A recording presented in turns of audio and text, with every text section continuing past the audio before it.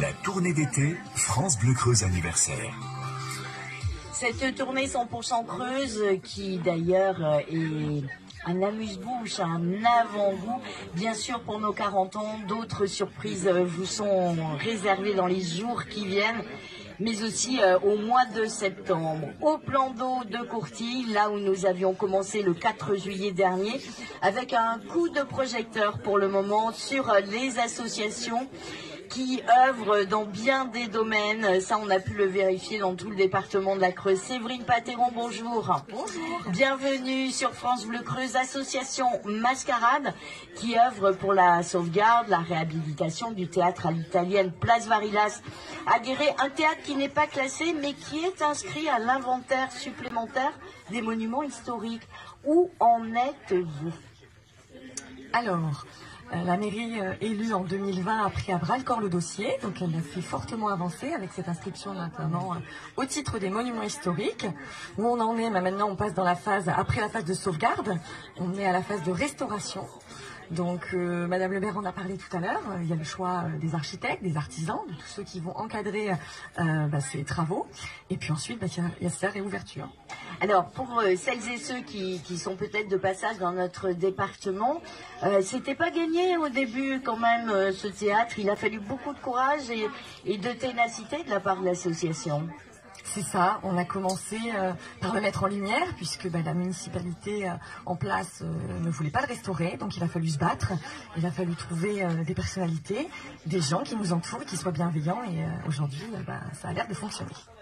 On peut imaginer que oui, qu'un jour, on pourra refranchir la porte de ce théâtre. C'est notre objectif, c'est ce pourquoi on a créé Mascarade et oui, on espère que les gens rentreront au théâtre et assisteront à des représentations. Il y a gros de travaux à faire quand même, d'après ce que Madame le maire nous disait bien sûr.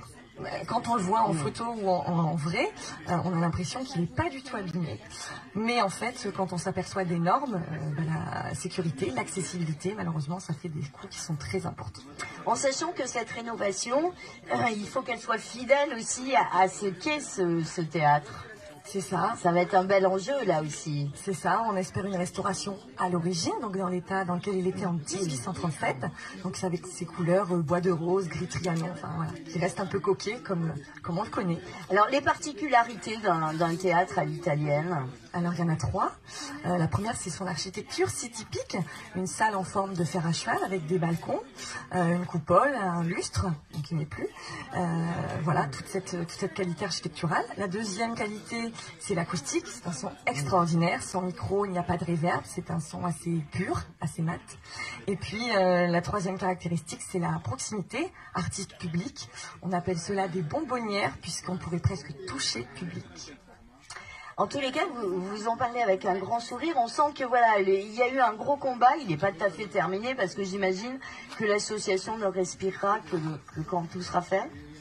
Oui, on en parle toujours avec grand enthousiasme parce que c'est une passion. Ça fait combien d'années maintenant que vous vous battez 2014, donc 7-8 ans. Puis j'avais commencé un peu avant puisque j'avais fait des recherches pour savoir ce qu'était le théâtre et si vraiment ça valait le coup de le sauvegarder. Oui, ça va bientôt faire 10 ans. C'est un combat aussi, mais voilà, c'est une vraie passion en fait pour ce monument.